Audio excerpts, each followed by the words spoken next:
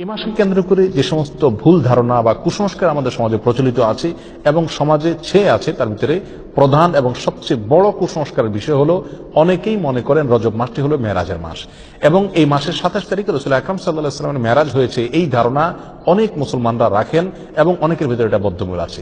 শুধু তাই নয়, আমাদের সমাজে রজব মাসের চাঁদ উঠলে পত্রপত্রিকাতে, মিডিয়াতে দেখবেন যে সেখানে সংবাদের শিরোনাম করা হয় এভাবে যে পবিত্র রজব মাসের চাঁদ দেখা গিয়েছে, অতএব অমুক তারিখে শবে মেরাজ, অর্থাৎ সেই হিসাবে 27 তারিখ হয় অমুক তারিখ আর সেদিন শবে মেরাজ, অর্থাৎ রজব মাস মানেই হলো মেরাজের মাস। এই মাসের মূল প্রতিপাদ্য বিষয় হলো মেরাজ, যার কারণে এই মাসের অনেক ফজিলত এবং অনেক গুরুত্ব এবং মর্যাদা আছে বলে অনেকে মনে করে থাকেন, অথচ এর সাথে কোরআন এবং সুন্নাহর ন্যূনতম কোনো সম্পর্ক নাই। হাদিস শাস্ত্রের ইতিহাসে সবচেয়ে বড় মাপের হাদিস বিশারদদের একজন হলেন হাফিজ ইবনে হাজার আল আসকালানী রাহিমাহুল্লাহ। হাফিজ ইবনে হাজার আসকালানী রাহিমাহুল্লাহর নাম জানেন না অথবা তার ইলম থেকে উপকৃত হননি এমন একজন আলেমও সারা পৃথিবীতে খুঁজে পাওয়া কঠিন হবে।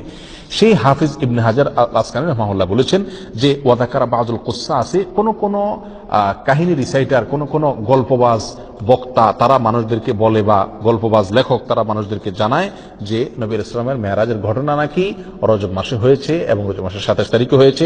তিনি বলেন যে ওয়াদালিকা কিজবুন, আর এটা মিথ্যাচার।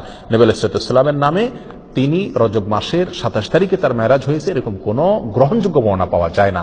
নবী ইসলামের মেরাজ হয়েছে এটি ঠিক, এবং ইসরা হয়েছে সেটি কোরআন দ্বারা প্রমাণিত, বিদায় সেটাকে অস্বীকার করলে ইমানই থাকবে না, সেটি আরেক বিষয়।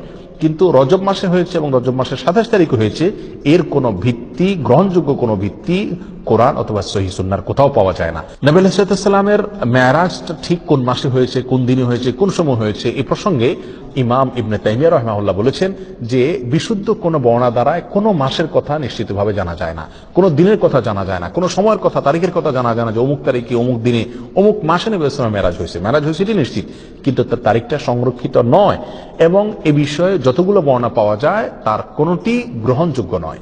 বিধায় এই মাসকে মেরাজের মাস এবং এই মাসের 27 তারিখে শবে মেরাজ এর রাত মনে করে সে রাতে বিশেষ কোনো আমল করা, এই রাতকে বিশেষ কোনো পদ্ধতি উদযাপন করা, এটি হলো রজব মাসের সবচেয়ে বড় বিদআত, যার সঙ্গে ইসলামী শরিয়ার কোনো সম্পর্ক নাই। সম্মানিত ভাই বন্ধুগণ, আমরা সেই আমলটাই করব সওয়াবের উদ্দেশ্যে, যে আমলটি কোরআনে অথবা নবী সাল্লাল্লাহু আলাইহি ওয়াসাল্লামের হাদিসে বর্ণিত হয়েছে। এর বাইরে কোনো কিছু যদি আমরা করি সেটার নাম বিদআত হবে। বিধায় রজব মাসকে কেন্দ্র করে এই মেরাজ উদযাপন করা, শবে মেরাজ উদযাপন করা, এগুলো সবগুলো বিদআত হবে, এগুলো সবগুলো পরিত্যাজ্য হবে। আল্লাহ তাআলা আমাদেরকে বুঝার তৌফিক দান করুন। সম্মানিত ভাইয়েরা, যদি আমরা ধরেও নেই যে রজব মাসেই এবং রজব মাসের 27 তারিখে নবী সাল্লাল্লাহু আলাইহি ওয়াসাল্লামের মেরাজ হয়েছে, তারপরও একটা কথা থেকে যায়, তা হলো নবী সাল্লাল্লাহু আলাইহি ওয়াসাল্লামের মেরাজ হয়েছে মক্কায় এবং মক্কার শুরুর দিকে। তিনি এই মেরাজের ঘটনার পরে মক্কায় দীর্ঘদিন ছিলেন, মদিনায় দীর্ঘদিন ছিলেন, তার মৃত্যুর পরে তার সাহাবায়ে কেরাম দীর্ঘদিন ছিলেন।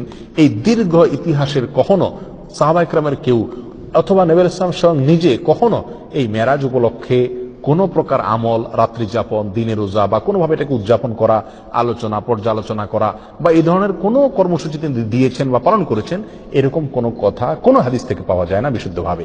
অতএব এই আমলটি আমরা যারা করে থাকি রজব মাসকে কেন্দ্র করে শবে মেরাজের উদযাপনের আমল, এটি সম্পূর্ণভাবে বিদআত এবং পরিত্যাজ্য। আল্লাহ সুবহানাহু ওয়া তাআলা আমাদেরকে বুঝার তৌফিক দান করুন। এর সাথে ইসলামের শরিয়ার কোনো প্রকার সম্পর্ক নাই।